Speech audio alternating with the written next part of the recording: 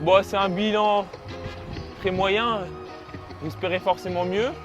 T'avais des chauffeurs qui t'attendaient partout, qui t'amenaient à droite à gauche. Tu étais là, c'est quoi ce monde? On n'a pas l'habitude de ça. Tout le monde dit qu'il fait une saison moyenne, mais je trouve que sa saison elle est extraordinaire.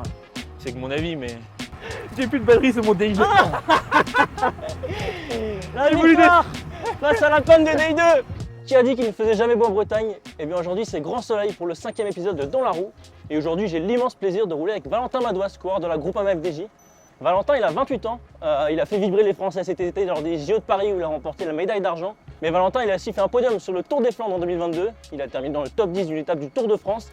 Et il a aussi été sacré champion de France en 2023. Allez, il va nous parler de tout ça, il nous a donné rendez-vous chez lui à Gouineux à côté de Brest, c'est parti.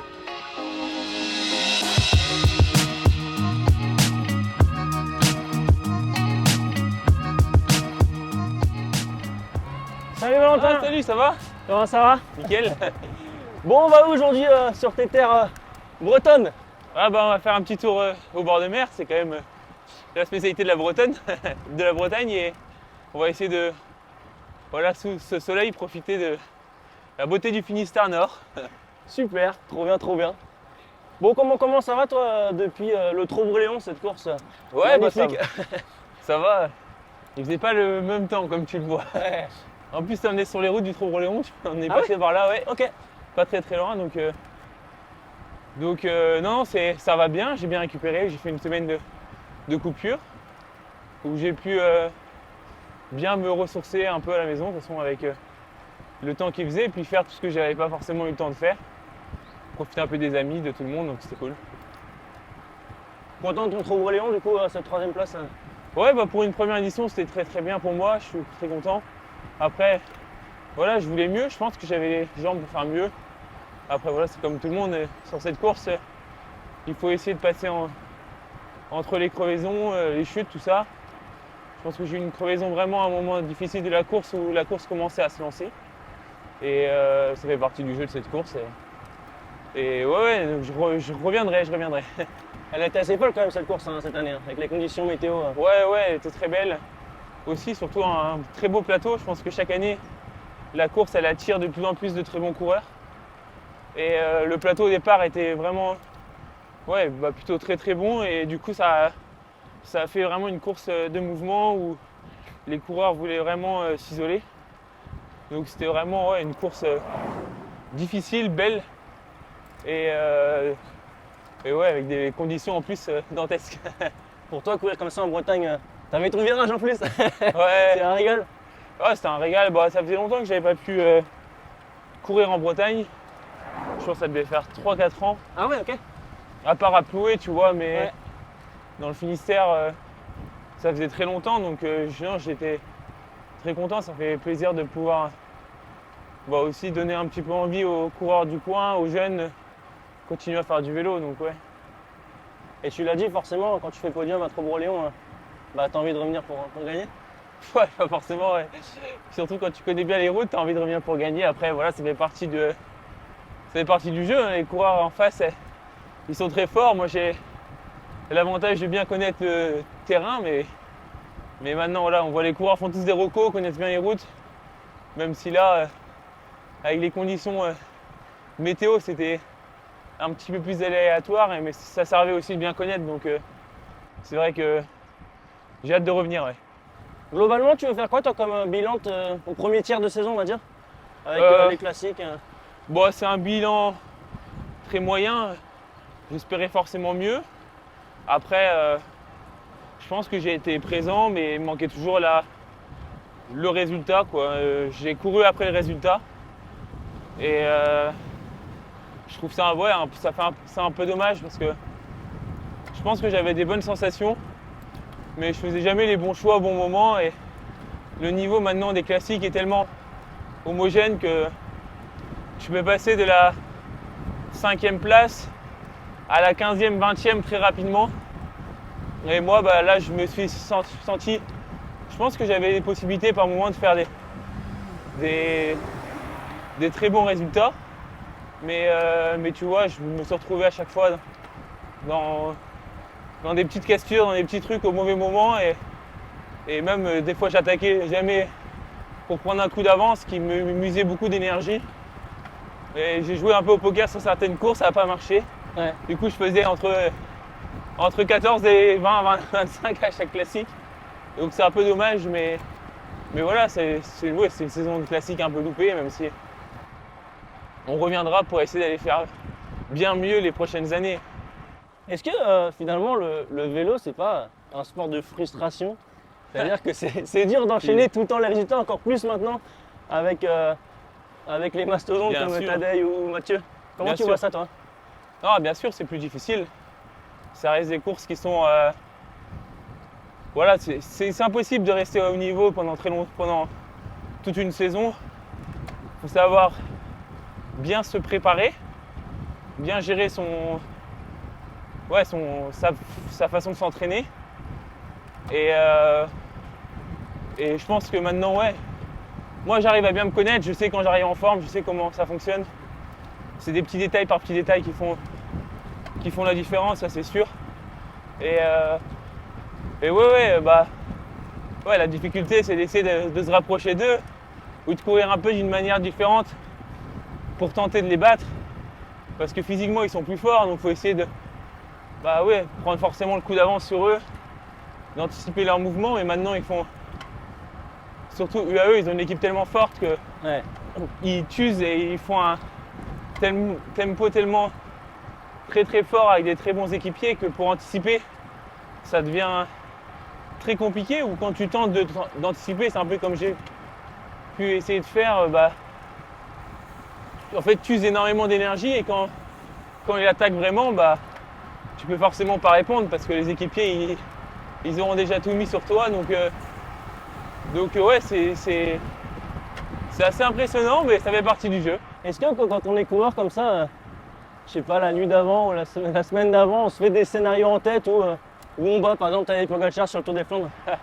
Ouais, t'essayes de t'en faire, en tout cas moi je pars pas perdant. Après voilà, je sais que c'est rare, mais je pars pas perdant. Donc après, tu essayes de trouver le scénario qui est un peu différent du scénario habituel pour essayer de les battre, même si ça reste quand même peu probable, mais tu essayes de créer une stratégie avec l'équipe pour mettre tout ça en œuvre, pour essayer que ça se passe pour le mieux, quoi. Ouais.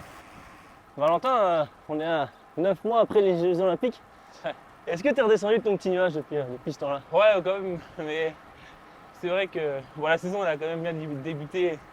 C'est passé beaucoup de choses depuis, donc Ouais. donc c'est vrai que je suis un peu descendu, mais ça restera un moment marquant, sûrement le plus beau de toute ma carrière. Parce que même si c'est pas un titre, pour nous, pour moi, pour tout le monde, enfin pour les Français, ça en est comme commun. Donc c'était assez incroyable, ouais. Tu peux nous raconter un peu comment tu as vécu ces moments fous, cette journée folle? Ah ouais, tu veux que je te raconte quoi? Allez, C'est tellement long, hein. Non, raconter les émotions que tu as vécues, surtout au moment où tu décroches cette médaille d'argent et que tu sais que tu vas avoir cette médaille. Ouais, déjà je le sais hyper tard. Je pense que j'en prends vraiment conscience dans le dernier virage. Parce qu'avant, il y avait quand même un beau groupe derrière moi qui était vraiment pas loin. Donc j'y prends vraiment conscience à la fin. Après, au début je suis un peu surpris, je vois les émotions un peu, tu te dis putain merde, qu'est-ce qui se passe vraiment, quoi. Je vois Christophe qui fait troisième en parallèle, donc tu vois un mix de plein de petites choses qui fait que j'étais vraiment hyper heureux. Et après, t'es pris par l'engouement médiatique de tout ça, quoi. C'est assez impressionnant. T'as tout le monde derrière qui... tu vois vite fait ta famille, t'as la remise des médailles, c'est quand même un moment incroyable. C'est les Jeux Olympiques. C'est la musique que tu entendais à toutes les épreuves quand tu étais devant ta télé la première semaine. Et puis après, tu vois ta famille, tes amis, tu vois tout le monde. Et c'est là que tu te rends compte du vrai engouement des Jeux Olympiques. Et après, ouais, ensuite, t'as tous les médias qui arrivent et là, c'est parti pour 48 heures non-stop. J'avais prévu d'aller voir des épreuves avec ma copine. Finalement, je suis allé voir, que la moitié d'épreuves. Je rentrais, je ressortais parce que j'avais un autre truc après. Ah ouais. Mais c'était marrant. Tu te prenais pour un peu une rockstar, tu vois. T'avais des chauffeurs qui t'attendaient partout, qui t'amenaient à droite à gauche. Et puis t'es là, c'est quoi ce monde? On n'a pas l'habitude de ça. Et puis voilà, après non, t'as pu bien profiter, t'avais le Club France, tout ça, mais là t'avais beaucoup de médias. On était quand même très fatigués après ces journées-là parce que tu passais ton temps à enchaîner. Tu répétais la même chose aussi tout le temps. Ouais. Comment s'est passée la course, le public, Montmartre, tu vois, tu racontais tout le temps la même chose et ce qui fait qu'à la fin, il y avait de la fatigue, puis en plus, c'est pas que tu te couchais trop tard, mais ouais, t'avais quand même pas mal de sollicitations. Puis après, le soir, tu voulais profiter un peu avec tes potes qui étaient là. Ou moi, j'ai ma copine qui était là aussi. Où on voulait faire des choses. Donc, ce qui fait que, ouais, à la fin, tu étais un peu fatigué de tout ça. Mais tu étais surtout sur l'influx de la course et c'était assez magique. Ouais. Je veux pas te reparler de Montmartre, hein, tu l'as déjà beaucoup Non, parlé, mais mais il y a quand même, du coup, l'actualité, c'est quand même que le Tour va repasser à Montmartre sur le Tour de France. Et ça va te faire bien plaisir quand même.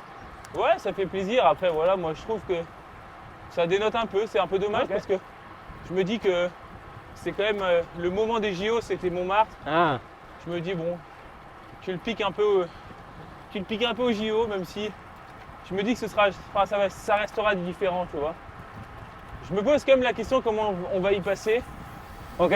Parce qu'on était dans un peloton de 90 coureurs. Allez, quand on est arrivé sur le circuit, il y avait des petits groupes, tu vois, c'était des pelotons de 50 mecs. Et mine de rien, c'est des toutes petites routes. Et la descente, elle est quand même très dangereuse. Il y avait déjà des chutes alors qu'on n'était que 50 mecs. Alors tu te dis, à 160, 150, comment ça va se passer? Ouais. Après, voilà, ça va être une belle fête dans Paris. J'espère qu'il fera beau par contre, parce que ça peut vite devenir une journée galère pour les coureurs. Et puis après, comme je dis, ça se trouve, je souhaite aux organisateurs qu'il y ait de la course, mais il faudra voir comment ça va courir. Et ouais, voilà. Est-ce qu'il y aura de la course vraiment en cette 21e étape du Tour? Peut-être, peut-être pas. Ce sera la surprise. Toi, t'aimes bien quand c'est tranquille la dernière étape ou est-ce que justement ça fait plaisir que ça puisse potentiellement bouger? Non, moi je trouve ça bien que ce soit comme c'était. Après, bon, pour moi ça fait partie de l'histoire du Tour. T'arrives à Paris, le Tour c'est tellement dur dans la tête, dans les jambes. Tu peux avoir tellement de problèmes que l'étape des Champs, tu vois, c'est une fête. C'est un peu tout le monde qui respecte tout le monde. Je dis pas qu'au Tour t'as pas de respect, mais c'est quand même la course où t'as la plus grosse pression. Ouais. Et là, ouais, tu vois, pour moi c'était un peu les sprinters qui galèrent en montagne. Ils ont le droit à leur dernière chance, tu vois. Ils sont pas battus pour rien. Et puis, tu vois, t'as les coureurs en fin de carrière. Ils essaient d'être dans l'échappée sur les champs. Enfin, c'est un peu le truc, ouais, la vraie course, quoi, qui dure 1 heure à fond sur les champs. C'est super dur. Mais tu souffres et puis voilà. Après, je trouvais ça très bien comme ça. Après, voilà, on va voir comment ça va se passer. Je pense que tu auras quand même le défilé, toute la partie en ligne. Tu vas arriver sur Paris. Et là, ça va commencer la course. Je trouverais ça normal de faire ça comme ça.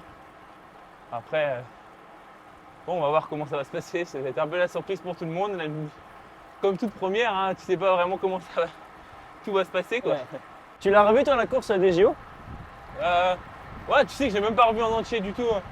J'ai revu des passages, mais j'ai même pas revu toute la course. Je sais pas pourquoi, je me suis pas remis dedans. Peut-être qu'à la fin de ma carrière ou à un moment donné ça va me prendre, je vais me dire allez, vas-y, je vais regarder la course. Ouais. Mais non, je l'ai pas revu encore.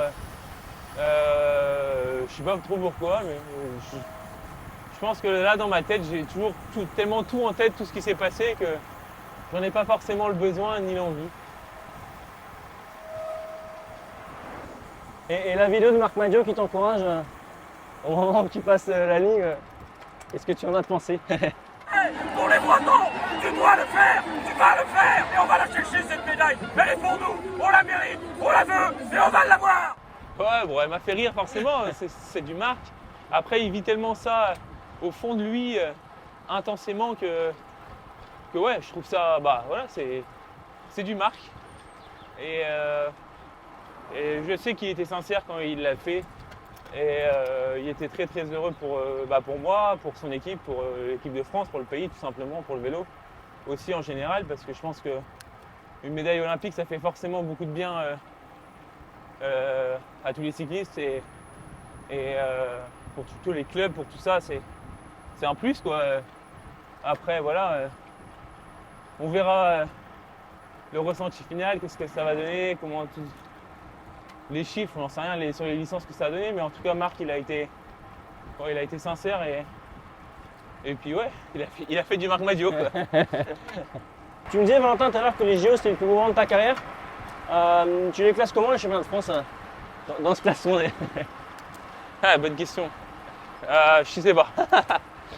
Non, ouais, non, plutôt très bien. C'est vrai que le championnat de France c'était quand même un moment assez magique aussi quoi. Mon premier titre, enfin mon deuxième après celui en amateur, mais mon premier chez les pros. C'est un maillot que je voulais, que je rêvais depuis que j'étais gamin d'avoir. En tout cas, bizarrement dans ma tête, je savais que j'allais sûrement l'avoir pendant que j'allais être pro. Quand, quoi, comment, je savais pas. Et là, bah, ça s'est fait dans une étape, dans une course folle aussi qui restera gravée. Et c'était, ouais, c'est génial. Parce que là, tu pouvais pas te cacher, c'était vraiment Cassel, c'était l'un des championnats de France les plus durs des dernières années. Je pense, bah, déjà le parcours était très dur. Puis en plus, il faisait une chaleur qui a rendu la course, je pense, 2 fois plus dure que ce qu'elle était vraiment. Ok. Et tu pouvais pas faire d'effort, tu vois, tu faisais un effort, poum, il te lâchait quoi. Donc ouais, c'était un mix de plein de choses. Ça représente quoi ce titre de champion de France? La Marseillaise, le fait de porter le maillot après pendant un an? Ouais, bon, moi ça représentait beaucoup, j'étais très attaché à ça. J'avais pu y goûter déjà en amateur. J'avais fait 1 an avec le maillot, c'était quand même. En amateur, c'est quand même énorme. Et après, chez les pros, bah ouais, c'est encore autre chose. Hein. Tu fais le tour avec, c'est ça le plus beau. Ouais.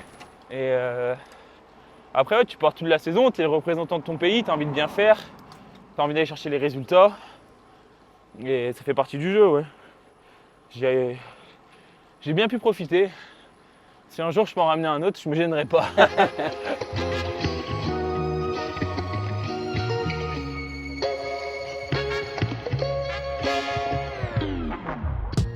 Valentin, on arrive un peu plus de la moitié de la sortie.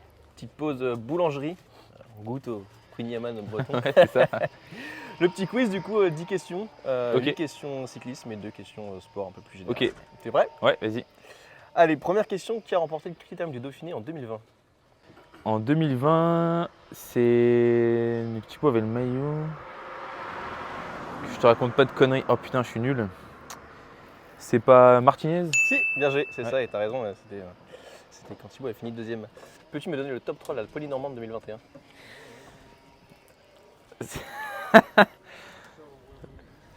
En 2021, est-ce que c'est l'année où je gagne? Ouais, je crois que c'est l'année où je gagne. Donc je dirais moi premier, deuxième Benoît et troisième Pérez. Ouais, bien joué. 2 sur 2. Combien de victoires a remporté la Groupama FDJ en 2024? Oh punaise, là je vais me foirer. Je sais pas. 17? Pas loin, c'était 15. Ah, j'hésitais entre 15 et 17. Je pensais qu'on avait fait un peu plus que 15. Combien de coureuses de la FDJ Suez ont fini dans le top 10 de la dernière Vuelta? 3. Ouais, bien joué. En quelle année a été créé le Troboléon? 92, 13, Non, plutôt 1984. 84. Ah, punaise. Qui est le dernier Français à être monté sur le podium final du Giro? Ça aurait dû être Thibaut.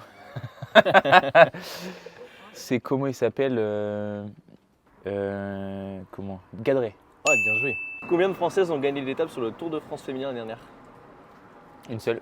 Bien joué. T'as son nom? Cédrine Ouais. Carbaol. En quelle année Pauline Ferrand-Prévot a-t-elle été sacrée championne du monde? Sur route Oui. 2015, 16. Dommage, 2014. Ah, punaise. Et deux petites questions hors cyclisme. Je sais que tu suis un peu le foot. Ouais, Quel peu. club mythique de Ligue 1 est descendu en Ligue 2 ce week-end? Saint-Etienne. Ouais. Et quelle équipe de rugby s'est qualifiée pour la première fois de son histoire en finale de la Champions Cup? Ah là, La Rochelle? Un Non. truc comme ça. Bordeaux-Bègles. Ah, Bordeaux, mec. Bah, en tout cas, bien joué parce que je pense que tu prends la tête du classement. C'est vrai? Ouais, des quoi? Il y a des très bonnes réponses là. Allez, et ben Valentin, on finit notre petit Kunyaman, un phare pour toi et c'est reparti sur le vélo. On parlait un petit peu avant du capital confiance dans le cyclisme. Quel impact ça, la confiance sur la performance selon toi? Ouais, ça a un impact énorme.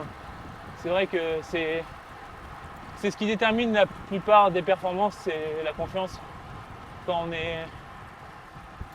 on est en confiance, il y a tout qui peut arriver et ça fonctionne. On l'a vu déjà sur ses dernières courses avec Lewis Husky, qui a gagné 2 courses d'affilée. Et je pense qu'il l'a dit dans son interview, ouais, je suis en pleine confiance, tout se passe pour le mieux et tu fais les bons choix. Alors que quand tu n'es pas en confiance, tes choix peuvent être moins bons et tu peux faire les choses un peu différemment. Et quand on est dans une spirale négative, le but c'est d'aller forcément dans le positif. Est-ce qu'il y a des choses à mettre en place pour pouvoir réussir à faire ça? C'est super difficile hein, parce que je pense que c'est le rôle de tout athlète, c'est d'essayer de rebondir après une contre-performance sur une bonne performance. Tu vas essayer d'aller chercher des choses que tu as bien faites, mais il n'y a rien de tel que d'avoir un bon résultat. Donc après, tu le fais de quelle manière, c'est super dur. Soit tu vas justement redescendre, comme on dit, tu redescends un peu de catégorie, tu vas aller faire des courses un peu moins relevées, tu essaies d'aller gagner ou aller faire une bonne perf qui te mettra dans la bonne spirale. Ou au contraire, tu vas essayer de rebondir sur ce que tu as bien pu faire par le passé, sur ce que tu aimerais continuer à faire. Donc c'est hyper difficile à trouver le bon compromis. Je pense que ça, c'est un peu la problématique de chaque athlète. Hein. Tu l'as vu avec Wout van Aert sur les classiques. Ouais. T'as beau t'appeler Wout van Aert, tu finis tout le temps 2 3e, tu dis mais qu'est-ce que je peux faire pour aller gagner? Des fois, il faut juste attendre. Mais il se passe tellement de choses dans ta tête, tout le monde critique, tout le monde donne des choses et c'est pas forcément. Tu vois, c'est pas le. Tu entends beaucoup de négatifs et c'est pas comme ça que tu arriveras à passer le cap alors que là, il a réussi à gagner, enfin tu vois, tout se passe pour le mieux maintenant. Alors qu'il s'était fait hyper critiquer sur ce début de Tour d'Italie. Donc en fait, il a réussi à basculer de spirale, prendre son mal en patience. C'est sûrement qu'il a été rassuré par des personnes autour de lui, soit son staff, sa famille, ou même lui-même, il s'est rassuré par rapport à ses données de puissance, je sais pas, mais c'est des choses comme ça que tu essaies d'aller chercher. Et quand c'est comme ça, du coup, il faut couper des réseaux, des médias, de ce qui se dit pour essayer de retrouver ce capital ou c'est pas forcément. Comment tu vois un peu la chose, toi? Chaque athlète est différent. Toi, personnellement? Moi, je m'en fiche. Ce qui est dit sur moi, positif comme négatif. Voilà, je me prends de la hauteur sur tout ça. Moi, ce qui compte, c'est juste que pense ma famille, mon entourage, mes amis et mon employeur également.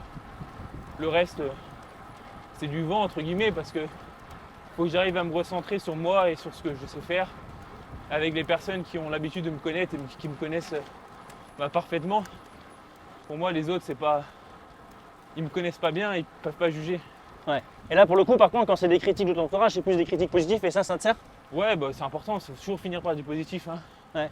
Si tu commences à parler que du négatif, ça va plus te remettre la tête sous l'eau que de la sortir, tu vois.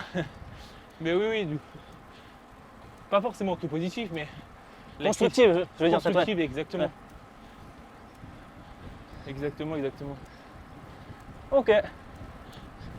Et tu me parlais de Wout van Aert, je vais rebondir dessus. Cet hiver, il t'a classé, il a fait son équipe un peu type et il t'a mis dans ses 5 coureurs. Comment quand t'as lu cette information, qu'est-ce que t'en as pensé? Oh, j'ai rigolé, il a dit qu'il aimait beaucoup ma façon de courir, qui est particulière. Il y en a plein qui la comprennent pas, qui cherchent pas à la comprendre, mais c'est vrai que moi je vais essayer de faire les efforts au bon moment, analyser la course, analyser le parcours, beaucoup plus que d'autres coureurs qui sont plus instinctifs. Donc voilà, c'est une manière différente. Moi je ne vais pas prendre du risque pour prendre un risque bêtement, de mettre tout le monde par terre ou de se mettre par terre moi-même. Et je pense qu'il a tout compris, enfin il a tout compris ma façon de faire. Et je pense qu'il la partage totalement. Il ne va pas prendre un risque inutile pour le plaisir de le prendre. Il faut qu'il soit là au moment opportun, à chaque fois, au bon moment. Forcément, ça fait plaisir quand on a Wout qui te classe comme ça dans le top 5. Hein. Ouais, bah oui, attends, c'est un grand champion. C'est un coureur qui est multiple champion du monde. Cyclocross, route. Quand tu vois sa régularité, moi, tout le monde dit qu'il fait une saison moyenne. Mais je trouve sa saison, elle est extraordinaire. C'est que mon avis, mais oui, ok, il n'a pas gagné, mais le mec, il est tout le temps dans les 5 premiers de chaque classique. Ouais. Comment les gens peuvent juger ça? Le mec, c'est sûrement le coureur, le troisième derrière Pogacar et Mathieu, tu vois. T'as Pedersen qui est pour moi au même niveau que lui. Il a peut-être gagné un petit peu plus, mais niveau régularité, Wout, il n'a rien à envier à Pedersen, tu vois. Ouais. Donc les critiques, moi, me font rire.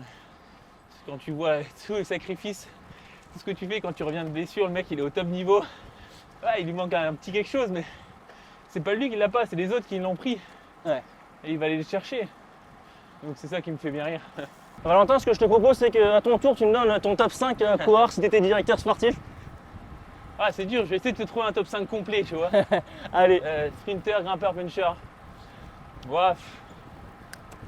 En sprinter, c'est pas simple, hein, mais ouais, je te mettrais peut-être Olaf Koy, qui est quand même pour moi la petite pépite, ou Paul Magnier, c'est dur. Allez, je vais être franco-français, Paul Magnier, qui est quand même, je pense, un très bon sprinter, qui est très jeune, qui va apprendre, qui a l'envie. Je parle avec lui, il est très content, enfin, ça va être un super coureur.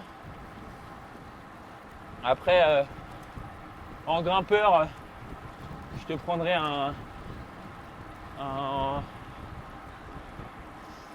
Allez, je vais être français aussi, hein, je vais prendre Lenny.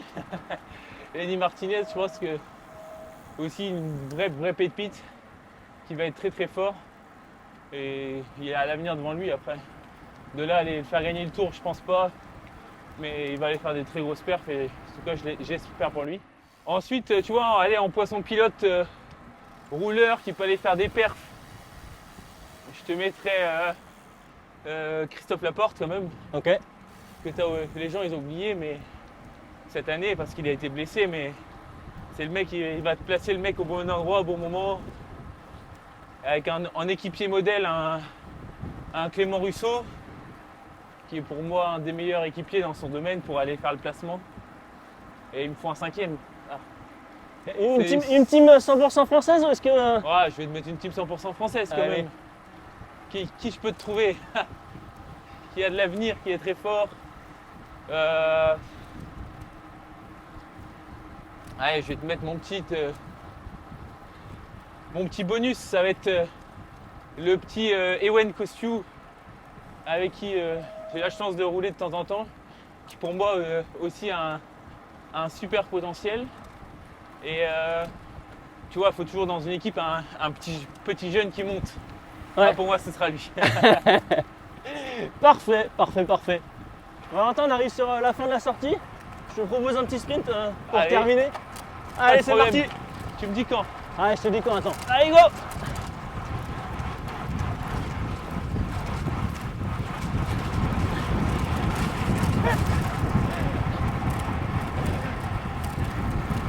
J'ai plus de batterie sur mon DI2.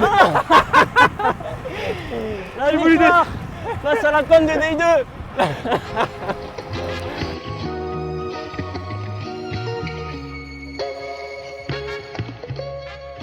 On arrive sur la fin de la sortie, Valentin. Je crois que tu as une petite surprise pour les gens qui ont regardé la vidéo. Ouais, bien sûr. Voici un maillot de champion de France. Tac. Que tu Le vas faire maillot gagner. gagné en 2023 et qui est retrouvé sur le compte Instagram d'Endanceuse.